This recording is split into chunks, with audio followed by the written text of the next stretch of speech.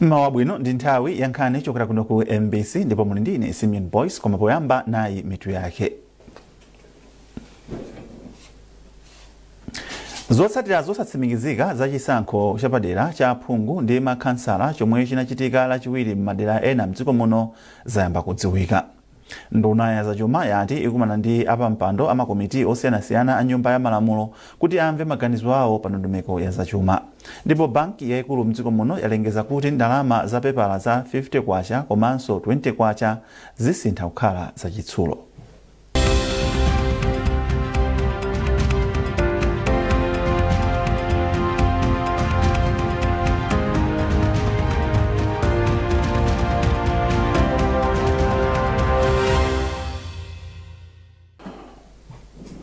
Zotsatira zosatsimikizika za chisankho chomwe chachitika dzulo m'madera osiyanasiyana mdziko muno zayamba kufika.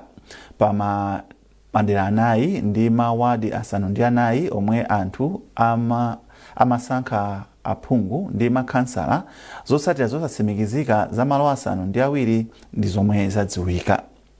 Madera omwe zotsatirazi zikuchokera ndi Tcholo Monekera Ward, Chilobwe Ward, ku Lilongwe, Lunthembwe Ward, Kudowa Ngala Constituency, Nkhotakota Liwaladzi Constituency, Rumphi Central Constituency, Blantyre West Constituency, komanso Msitu Ward kumchinji.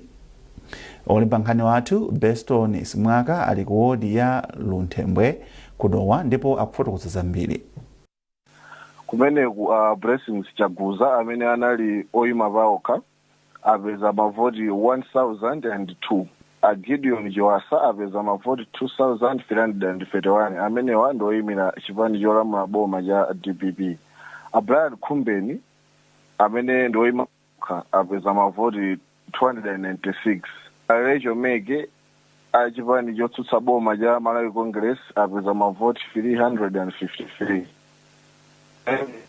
Mavokha apeza mavoti 76. Richard Nkata oyima paokha apeza mavoti 27. Mavoti amene tinganene kuti valid votes mchingerezi ndekuti analipo 4247. Mavoti amene ndi valid kapena kunena kuti ogwira ntchito ku ward imeneyi ndekuti ndi 4247. Mavoti amene anaonongeka ndekuti ndi 35. Aja mchingerezi amatchedwa kuti void votes.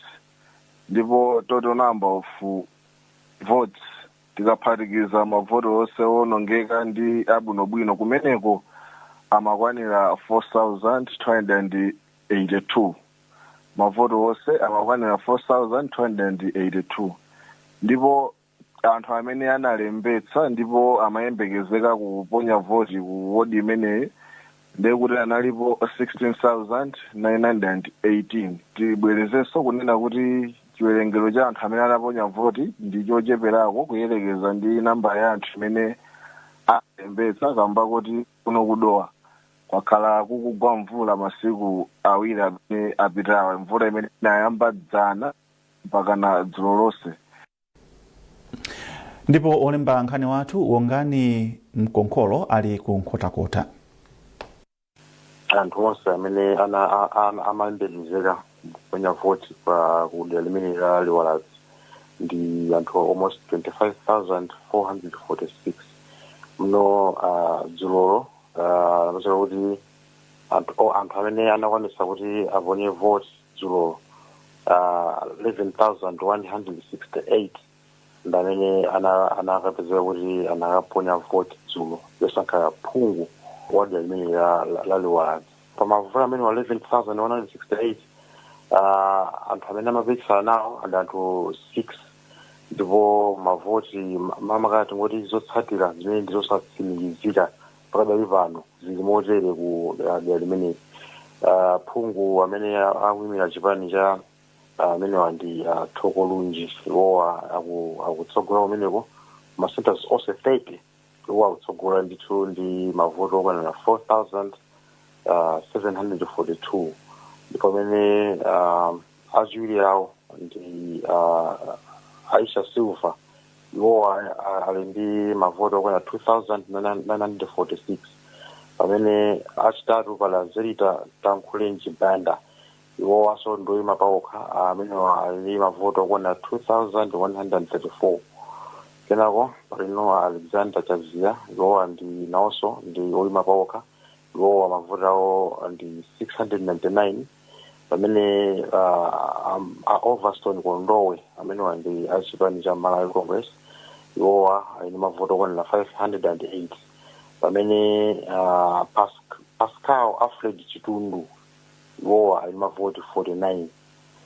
So amenewa ndi zotsatira zimene ndi zosatsimikizika unofficial results zimene zapezeka matsatira zisankho zimene zinachitika dzulo kunkhula kudaliwala. Ndipo ku Iyembe kukalonga kuli mtonkhani wathu Blessings Mtika. Ngakhale zimene nditakupa ndi zotsatira zosatsimikizika zimene bungwe la MEC amene amayendetsa zisankho mdziko muno bwino ndi amene atakupatsani zonse bwinobwino, koma ine mundilole kuti ndikukupatsani zimene tapeza kuno.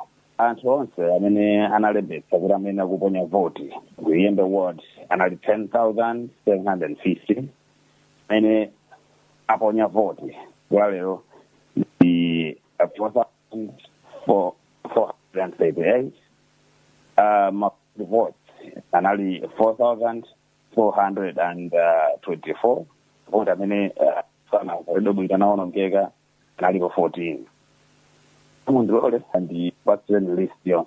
Benedicto Kaonga ana Ford apeza mavoti 33. Adrian Masimbi a DPP apeza mavoti 2,243. Tumbiko Kaonga achipani UTM amene apeza mavoti 1,458. King Mvula MCP apeza mavoti 453. Margaret Magalinga MRP apeza mavoti 8. Nyasi Che Petra amenewa apeza mavoti 30. Malingana ndi zimene ndakupatsirani apazi kuti Adrian Masimbi achipani cha DPP ndi amene akutsogola. Ndipo patali pano bungwe loyendetsa chisankho la Malawi Electoral Commission MEC lapempha anthu kuti asunge bata ndi mtendere pamene akuyembekezera kumva zotsatira zovomerezeka za chisankho chapadera cha phungu ndi makhansala chomwe chachitika dzulo pa 17 Marichi. Chikata chomwe bungwe lidatuluza ndipo wasainira ndi mkulu wa zofalitsa nkhani ku bungwe la MEC Asangwani Mwafulirwa chati zonse zokhudza kuwerenga mavoti zikatha omwe amayendetsa chisankhocho akuyenera kuvomereza ndi kusainira zonse zokhudza mavotiwo. Poyambirira bungwe la MEC linati zinthu zayenda bwino pa chisankho chapadera pa nthawi yovota ngakhale panali zopinga zina makamaka chifukwa cha mvula yomwe imagwa madera ena. Nduna ya zachuma a Joseph Mwanamveka ati akhala akukumana ndi apampando amakomiti osiyanasiyana a nyumba ya malamulo ndi cholinga choti amve maganizo awo pa ndondomeko ya zachuma ya chaka cha 2026 mpaka 2027 yomwe anapereka mnyumbayi mwezi wa Februari. Izi zikutsatira pempho lomwe apampandowa Asavel Kafwafwa anapereka mnyumba ya malamulo kupita kwa ndunayi kuti akufuna atakumana nawo. Smart Chalika ali ndi ripoti. Malinga ndi Mwanamveka msonkhano wopereka mwayi kwa adindo kupereka maganizo awo pa ndondomeko ya zachuma ngati pali pofunika osintha. Mwazina iwo ati izi zithandizira kuti ndondomeko ya zachumayi ilingane ndi zofuna za Amalawi. Ineyo ngati nduna ya finance ndiona kuti mchabwino kuti tikhale nawo pansi kuti iwo aziwe zimene zili budget, chifukwa budget ndiofunikira kuti ma-MP wasa akapita ku constituency kwa aziwe komanso akathandize ndi oversight kapena kupanga implement budget. Choncho ndagwirizana nawo kuti iwo tikumana nawo pochita panopa. Komanso mwina ndi masule kuti chairs nthawi ya ma cluster meetings amakumana ndi ma officials aku minister kwathu akakumana nawo akambira naso, koma ndikuziwa kuti mwina pali zinthu zina zimene akufuna kuti ineyo ngati nduna mwina ndiziwe kuti onese kuti tingazikonze bwanji. Mawu ake wapampando wa apampandowa Asavel Kafwafwa wati akakhala koyamba kuti adindo ammakomiti aku nyumba ya malamulo akumane ndi nduna ya zachuma ndi kupereka maganizo awo pa ndondomeko ya zachumayi. iye wayamikira boma la chipani cha Democratic Progressive DPP popereka mpata woyikapo maganizo pa ndondomeko zachumayi kunena kuti izi zithandizira kuti ndondomekoyi ayikhazikitse mokomera Amalawi. Timanena kuti ife limakhanga kuti tikungoyika chidindo ku zinthu zoti zakonzedwa kale ndiye timadandaulira anduna kuti ngati nkotheka tamatipasani mwayi kuti zija munatituma kuti tikakambirane zija tizikuwuzani kuti zimene tapezamo mbudget ndi izi muthe kuzisintha motere. Tikudziwa dziko la Malawi likudutsa mu mavuto ambiri azachuma, komabe zina ndizothandizira kukonza chumacho.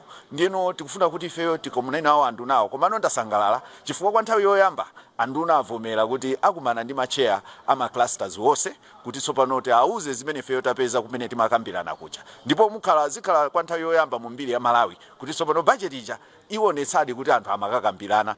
Akakhala koyamba kuti adindo amakomita nyumba ya malamulo akumane ndi nduna ya zachuma ndi kupereka maganizo awo pa ndondomeko ya zachuma. Smart Chalika, MBC, Lilongwe. Nduna yaona zomangamanga ndi mtokoma ajapi Muhango ati kuonongeka kwa misewu ina mdziko muno ndi chifukwa chakuti boma la Malawi Congress Party sinachite bwino ntchito yosamalira misewu.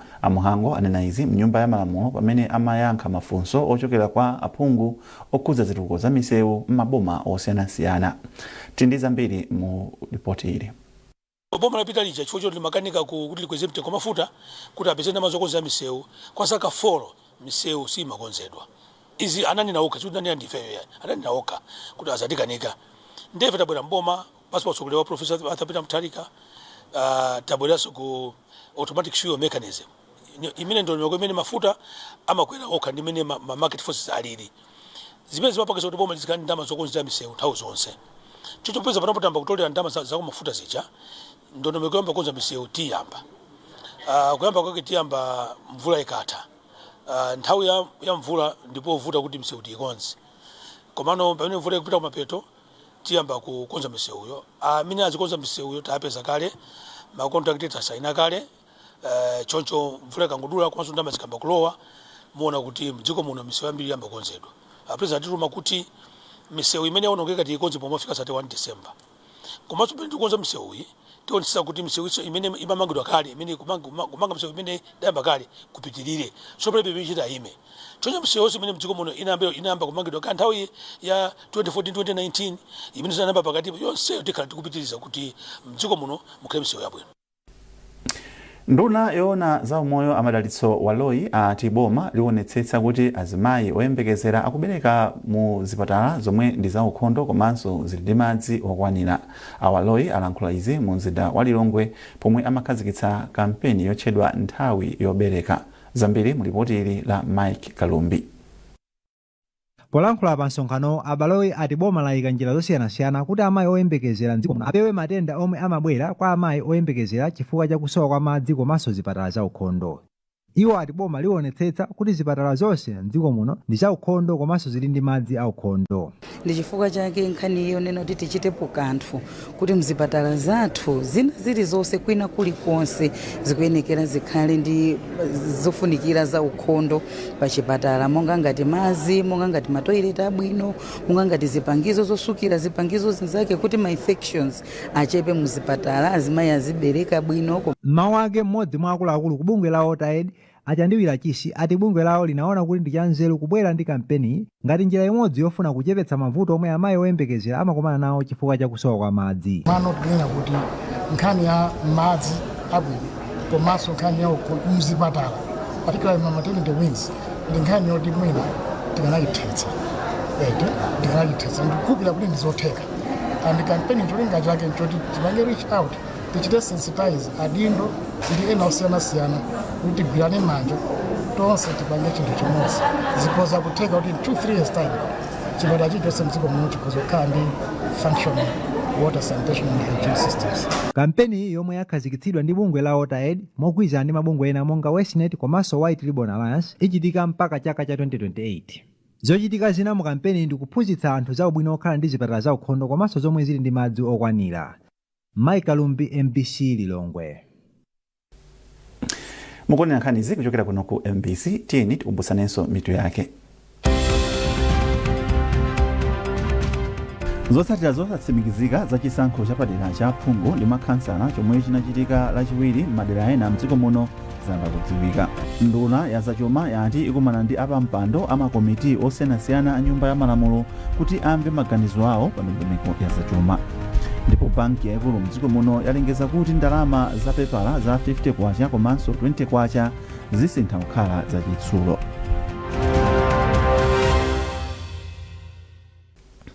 Tikupitirira ndi nkhani zathu. Bungwe la Project Hope Namibia pansi pa project ya ANAPA lapereka katundu osiyanasiyana ku Blantyre District Health Office DHO ngati njira imodzi yofuna kuchepetsa kufala kwa mliri wa kolera mu mzindawo.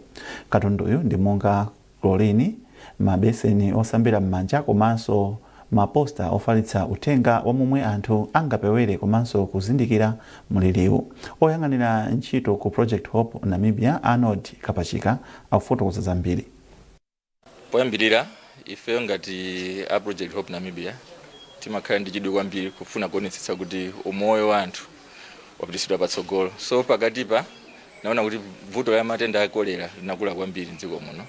So makamaka kuno ku Blantyre kuli anthu ochuluka amene akhudzidwa ndi matenda a kolera kuposa ma district ena onse. Chifukwa chimene chicho tinaona kuti kofunikira kuti tifunefune thandizo funding kuti itithandize kuti tathandize azathu a Blantyre DHO komanso Lilongwe DHO kupanga respond ku kolera cases. So chimene tinapanga kuti takatugwira ntchito pamodzi ndi timu ya Blantyre DHO including kuti magapu ali pati. So chifukwa zimenezo tinabwera ndi list ya zinthu zoti zigulidwe. Tinapeza funding yokwanira $25,000 imene tikuigawa pakati pa Blantyre ndi Lilongwe. Klorini yazithandiza kuthandizira kuti anthu azimwa madzi aukhondo othidwa ndi klorini. Chinanso ndichoti mukaonetsetsa kumbuyo kwangako kuti kuli ma buckets ziwiya zimene zizithandiza makamaka muzipatala zimene zakhudzidwazi kuti anthu azisamba manja madzi amene ali abwinobwino komanso ndikuonetsetsa kuti china chilichonse chimene akugwiritsa ntchito chili cha ukhondo considering kuti nthawi zambiri anthu amasoweka poyika madzi pabwino. So izi zimene tabwera nazo. Ndipo mkulu wa Blantyre DHO Dr. Gift Kawalazira ayamikira Project Hope Namibia chifukwa cha thandizo liponena kuti Blantyre ndi imodzi mwa maboma omwe akhudzidwa kwambiri ndi nthenda ya kolera. Fotokoza kuti ndifosangalala kwambiri chifukwa cha zipangizo zimene azatithandiza anzathu ANAPA project zothandizira kuteteza matenda amene wa kolera. Muzipangizo pali mankhwala othira m'madzi kuti madziwo akhale aukhondo komanso pali ndowa zothandiza kuti anthu apeze madzi malo osamba m'manja malo osiyanasiyana komanso pali zikalata zimene timagwiritsa ntchito pofalitsa uthenga wa matendawo. Matenda amene kuno ku Blantyre chiyambeni mvula anthu 59 amene atsimikizika kuti apezeka ndi matenda amenewa akolera kuno ku Blantyre, pomwe anthu amenewa anthu 8 amwalira ndi matenda amenewa. Mwa anthu 8 amene amwalira wa 4 amwalirira ku mudzi community deaths ndipo 4 enawo anamwalira ku chipatala kwathu atafika mu chipatala. Uthenga wathu wakulu ndionena kuti anthu adziwe kuti matenda awo alipo pakati pathu ndipo nkhani za ukhondo anthu akhale nazo patsogolo kwambiri. Tigwiritse ntchito madzi amene ali otetezedwa komanso kusawala kusamba m'manja pa nthawi imene tachoka ku chimbudzi komanso tisanadye china chilichonse komanso tichepetse kudya zogulitsira mu msewu chifukwa zoti zimakhala zatera ntchentche. Tindi chikhulupiriro kuti matenda amenewa ndithu tithana nawo chifukwa zipangizo zimene zabwerazi ndi kuti zithandiza kwa anthu akumudzi kuti apewe matenda amenewa. Nduna ya zofalitsa nkhani a Shadrack Namalomba afunsa chipani chotsutsa cha Malawi Congress kuti chifotokoze bwino chifukwa chomwe anthu achi alubino amaphedwa komanso kusowetsedwa chipanichi chikakhala kotsutsa boma. Namalomba alankhula izi mnyumba ya malamulo lachiwiri kutsatira dandaulo lomwe phungu wa dera la Lilongwe phiri la Njuzi Peter Dimba anapereka mnyumbayi kuti mnyamata wa alubino wasowa ku dera lawo ndipo sakupezeka. Namalomba achenjeza kuti mchitidwewu ndi oyipa ndipo aliyense amene apezeke kuti akhudzidwa amangidwa ndi kuzengedwa mlandu. Chiyambireni Malawi Congress Party kupita ku opposition anthu mangosowa achi alubino mangosowa ena kumaphedwa kumene ena kumapita kumanda makafukula ndithu kumene kuja makafukula komatu pamene anali mboma ife tili mu opposition zaka 5 zapita ziti osapezekapo kesi iliyonse yakuti alubino kapena munthu amene wa alubino kapena wasowa kapena waphedwa kapena kumanda kwakatani apita kukasokoneza kumanda. Ndi nkhani nkumanena kuti kodi chimene amapanga amale Congress Party akakhala ku opposition amapanga chani? Chifukwa anthu amenewa ife tikukhulupirira kuti ali responsible, ndipo ali responsible kumene chifukwa chani? Munthu pamudzi akakhala kuti no pamudzi paja amaba nkhuku ndi amumanga apita nayo kamusiya ku ndende, ndeno nthawi imene ali ku ndendeyo kanzaka 10 kanzaka zingati pamudzi po nkhuku zosamasowa akangomutulutsa nkupeza kuti wabwera ku nyumba kuja anthuzo nkwamba kudandalwa za nkhuku. Kodi no anthu afunsa kuti ndi ndani amene akuswetsa nkhuku pana akuba nkhuku? Ndi yemwe wachokera ku ndendeyo. Ndi chimodzimodzinso nkhalidwe umenewo tikukhulupirira kuti amalawi Congress amapanga zimenezi ndi cholinga chakuti amalawi adzidana ndi boma la DPP, adzinena kunena kuti ya boma la DPP sili kuasamalira. Koma tinene ichi kuti Professor Arthur Peter Mutharika tikudziwa mapulani anu, Professor Arthur Peter Mutharika ndi boma lake salekerera zimenezi. Apolisi akufufuza, ndipo amene apezeka kupanga zimenezi tiperekenso panooni amene apezeka kupanga zimenezi kandi ino a Congress mukupanga zimenezi tikudziwa kuti mwene okhala kuti ndinuyo, komanso ngati pala anthu ena amene akulowera nawo pa zinthu zimenezi nkhalidwe umene ndipo mmawu ake phungu wa dera la Lilongwe phiri la Njuzi apita dimba ati munthuyi yemwe dzina lake ndi Chipiriro Ochakera m'mudzi mwa Chimgonera mfumu yaikulu Masumba Nkhunda ku Lilongwe masiku asanu apitawo anasowa. Adimba apempha boma kuti lithandize kuti munthuyu apezeke. Mmodzi mwa achinyamata akhungu la Chalubino dzina lake Mamuti Chipiriro amene anasowa masiku 5 apitawo, ndipo tinapanga report ku polisi koma kufikira panopa sakupezekabe. Ndiye ine ngati mtsogoleri kumene koko komanso anthu onse ndi fodandaula komanso ndi nkhawa kuti chachitika kwa m'bale wathu ndi chiyani. Chifukwa ndimafuna kuti speaker adziwe komanso nyumba ya malamulo idziwe za nkhani imeneyi. Ngati njira imodzi yolimbikitsa apolisi mdziko muno kuti azigwira ntchito zawo mwaukadaulo, wachiwiri kwa nduna ya zachitetezo cha mdziko Norman Chisale apereka ndalama zokwana 4 miliyoni kwacha ku polisi ya Chilobwe kamba kochita bwino pa ntchito yolimbikitsa chitetezo mderalo. Polankhula pamwambo wopereka ndalamazo m'malo mwa ndunayi, mkulu wa polisi mchigawo chakumwera cha Kunzambwe Alavumo Mwabumba anati ndunayo yapereka ndalamazo itaona mmene apolisi amdera la Chilobwe akugwirira ntchito yawo pa ulendo wake wa dzidzidzi omwe anachita usiku wa Loweruka. Mwabumba akufotokoza zambiri. Izi zachitika kudzera pa ulendo umene anapanga Lowerukali pomwe amayendera maofesi a polisi komanso a polisi pa ground kuona amene akugwirira ntchito yawo, ndipo pa siku atafika ku Chilobwe anali osangalasidwa ndi mene akugwirira ntchito a polisi apa Chilobwe. Mapatrols akupezeka paliponse galimoto yawo ikuyenda kuti chitetezo chipite pasogolo mu Chilobwe. Atasangalasidwa motero anaona kuti nkofunikira kuti ipange support Chilobwe Police Unit kuti ipangebe bwino kuposa amene ikupangira, motero kuti apereka chithandizo chokwana 4 miliyoni kuti chimene chitagwiritsidwa ntchito makamaka pa mafuta omwe angagwiritsidwe ntchito makamaka ndi kuona nyengo imene ilipo ya mvulayi. Zimene tikudalira kwambiri ndi galimoto, mapatolo pa galimoto, motero kuti tilosangalala kwambiri ngati chigawo chakuno ku Southwest kuti talandira chithandizo chimenechi.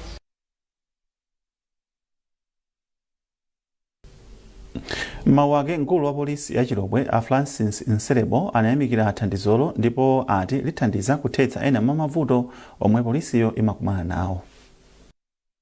Ife kubwera kwa 4 miliyoni imene ikuti thandiza bwino chifukwa chotino area yathu ndi yayikulu, tikuchokera ku Chensomba kukafika ku Zingwangwa, area ndi yayitali kwambiri, so tikakhala ndi mafuta operewera timalephera kuwafikira anthu ena. Komano chifukwa chakubwera kwa ndalama imene itithandiza kwambiri kuti no malo ena aliwonse tithe kufikapo. So in terms of kuthandiza anthu, we are here to save the community. Tikuona kuti anthu ajati athandiza bwino chifukwa cha mafuta amenewa. So tikuthokoza kwambiri kwaona minister zomwe ife sitimaziyembekezera, koma apo zikuonetsanso kuti atipasanso even mphamvu kuti tithe kugwira ntchito molimbikira. Banki yaikulu mdziko muno ya Reserve yalengeza kuti ndalama ya pepala ya 50 kwacha komanso ya 20 kwacha isintha kuchoka ku ndalama ya pepala kukhala ndalama ya chitsulo kapena coin mchingerezi. Mkulu wa banki a George Patrick alengeza izi ku Lilongwe pa msonkhano wa olemba nkhani. A Patrick ati kusinthako kuthandizira boma kuchepetsa ndalama zosindikizira ndalamazi kamba kuti ndalama yachitsulo imakhalitsa kwa zaka zambiri. Kulengezedwa kwa kusintha kwa ndalama ya 50 kwacha komanso 20 kwacha kuchokera ku ndalama ya pepala kupita ku ndalama ya chitsulo ndi mbali imodzi ya masomphenya a banki ofuna kuti ndalama ya dziko lino ikhale yodalirika komanso yosafuna ndalama zambiri kuti itsindikizidwe. A Patrick anati izithandizira banki kuchepetsa ndalama zogwiritsa ntchito pobwezeretsa ndalama zonongeka. Zimakhala soil ni sanga nde timagwiritsa ntchito ndalama zambiri kukachita print ndalama zimenezozo. Nde kuti tisagwiritse ntchito zambiri tachita invest m'macoin kuti macoin amakhala between 10 and 20 years. Pamene ndalama za paper ngati zimenezozo zimene tachita replace ma denomination tachita replace yo a 20 kwacha ndi 50 kwacha amakhala less than 10, actually less than 1 year. Malinga ndi a Patrick, Reserve Bank imatulutsa ndalama za pepala za 50 kwacha zokwana 4 million, komanso ndalama za 20 kwacha zokwana 1.6 million pa mwezi uliwonse. Trust Office, MBC, Lilongwe. Ndipo munkhani za masewero, timu ya Blue Eagles Sisters yakhala akatswiri a ligi ya mpira wa manja ya FDH Premier Netball League itagonjetsa kukoma Diamonds ndi zigoli 52 kwa 44 pa bwalo la Sivo mu mzinda wa Lilongwe. Kupambanaku kwatengera chiwerengero cha mapoint a Blue Eagles kufika pa 42 pomwe timu iliyonse singafikire poti kwatsala masewero amodzi. Diamonds ili ndi mapoints 36. Blue Eagles yatenga ligi itapambana masewero ake onse 21 ndipo masewero ake omaliza alipo kumathero asabatayi mu mzinda wa Blantyre komwenso akaiveke ufumu wa mpikisanowu. Pomaliza nkhanizi nayinso mitu yake. Zotsatira zosatsimikizika za chisankho chapadera cha phungu ndi makhansala chomwe chinachitika lachiwiri m'madera ena mdziko muno zamba kudziwika. Nduna ya zachuma yati ikumana ndi apampando amakomiti osiyanasiyana a nyumba ya malamulo kuti amve maganizo awo pa ndondomeko ya zachuma. Ndipo banki yaikulu mdziko muno yalengeza kuti ndalama za pepala za 50 kwacha komanso 20 kwacha zisintha kukhala za chitsulo.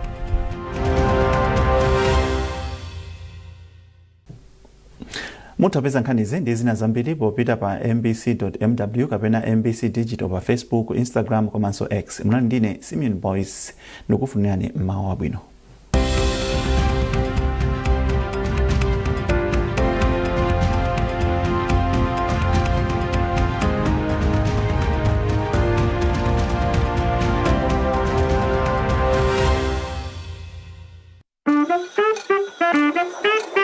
This team Mbola mmene muli nkhani zenizeni, nkhani zokutino muzitsate bwinobwino. Nkhani ngandonena kuti khandi kupanga chibwezi mnyamata yako zakafolo ndeti tinapita maloneke kuti tikatani kuti tikachezi.